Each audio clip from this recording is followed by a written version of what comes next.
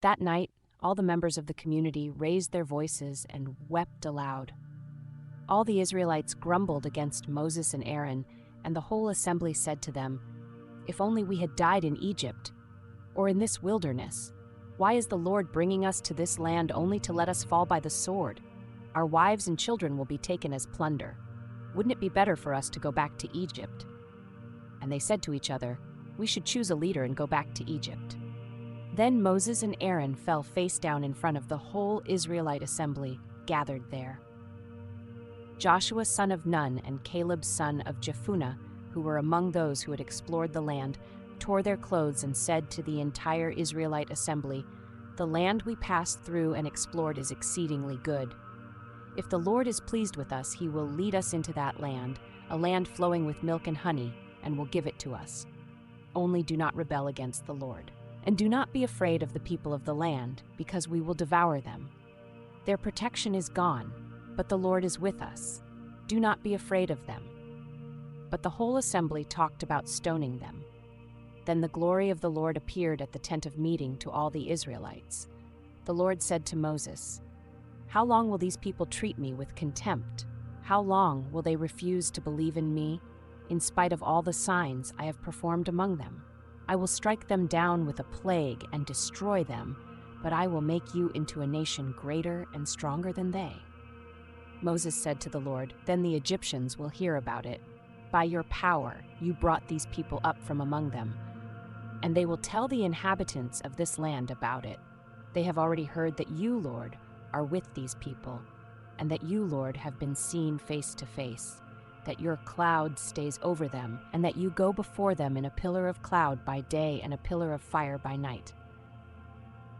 If you put all these people to death, leaving none alive, the nations who have heard this report about you will say, 'The Lord was not able to bring these people into the land he promised them on oath, so he slaughtered them in the wilderness.' Now may the Lord's strength be displayed, just as you have declared. The Lord is slow to anger, abounding in love and forgiving sin and rebellion. Yet he does not leave the guilty unpunished.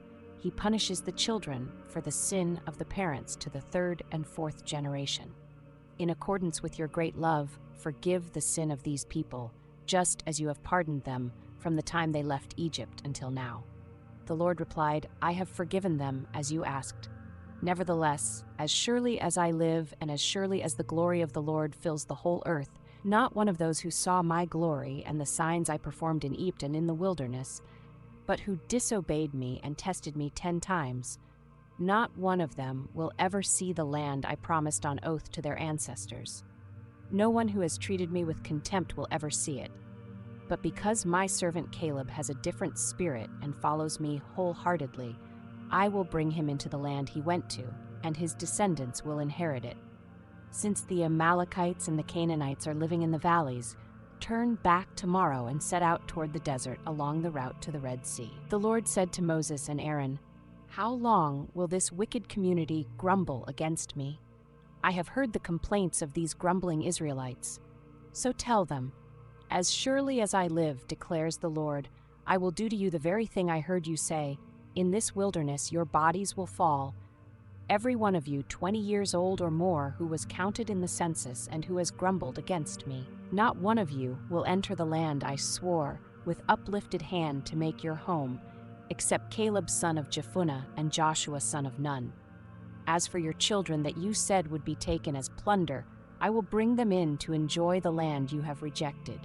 But as for you, your bodies will fall in this wilderness. Your children will be shepherds here for 40 years, suffering for your unfaithfulness, until the last of your bodies lies in the wilderness.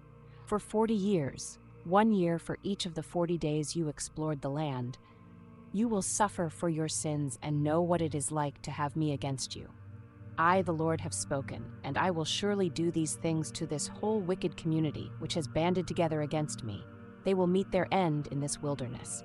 Here they will die." So the men Moses had sent to explore the land, who returned and made the whole community grumble against him by spreading a bad report about it. These men who were responsible for spreading the bad report about the land were struck down and died of a plague before the Lord. Of the men who went to explore the land, Only Joshua son of Nun and Caleb son of Jephunneh survived.